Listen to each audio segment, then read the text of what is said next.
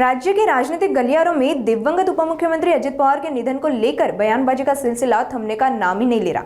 हाल ही में राष्ट्रवादी कांग्रेस पार्टी शरद चंद्र पवार गुट विधायक रोहित पवार ने अजित दादा के निधन को एक सोची समझी साजिश का नाम दिया। रोहित पवार के इस वक्तव्य को लेकर कांग्रेस नेता नाना पटोले ने नागपुर में मीडिया से बातचीत के दौरान कहा कि राज्य की जनता को भी दादा का निधन यह एक साजिश लग रही है।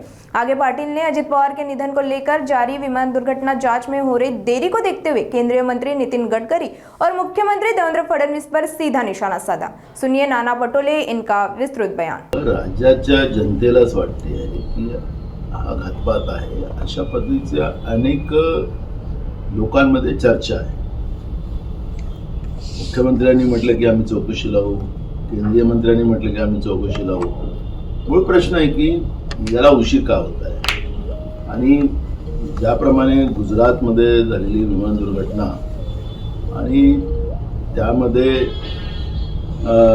अजूनपर्यंत त्याचं वस्तुस्थिती लोकांच्या पुढे न येणं हा एक संभ्रमाचा विषय या ठिकाणी निर्माण झालेला आहे। आणि म्हणून रोहित पवारांनी त्याच्यातले काही मुद्दे मांडले आणि त्यांनी पायलट आणि त्या विमानाच्या बद्दलची स्थिती याच्यावरचं मत व्यक्त केलेलं आहे। त्यामुळे मला असं वाटतं की राज्याचे ते उपमुख्यमंत्री होते, सत्तेमधले एक त्यांचा पक्ष होता, तेच पक्षप्रमुख होते, मग अशा लोकांच्या अशा पद्धतीच्या दुर्घटनेमध्ये जे मृत्यू झाले त्याच्याबद्दलच संशय लोकांच्या मनात असेल तर सरकारने पुढे येऊन रोहित पवारांनी जे मुद्दे मांडले त्याची चौकशी करून तातडीनं जनतेच्या समोर ते मांडावे आणि एकदा स्पष्टीकरण त्याचं यावं। या पद्धतीचा हा गोंधळ आणि संभ्रम हा चुकीचा होत आहे। महाराष्ट्रामध्ये कायदा सुव्यवस्था राहिलाच नाही अशा पद्धतीची भावना आता देशभरामध्ये चाललेली आहे आणि म्हणून सरकारने पुढे येऊन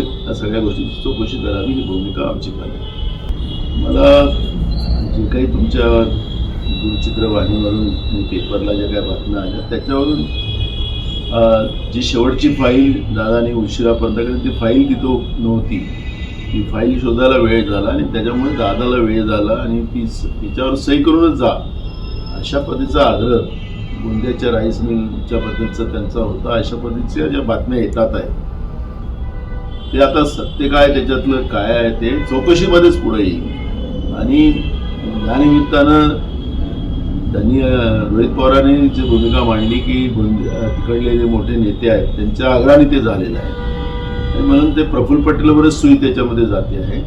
म्हणून आम्ही हेच म्हणतोय की कोणी केलं नसेल काय असेल ती वस्तुस्थिती पुढे यावी ही भूमिका आमची आहे।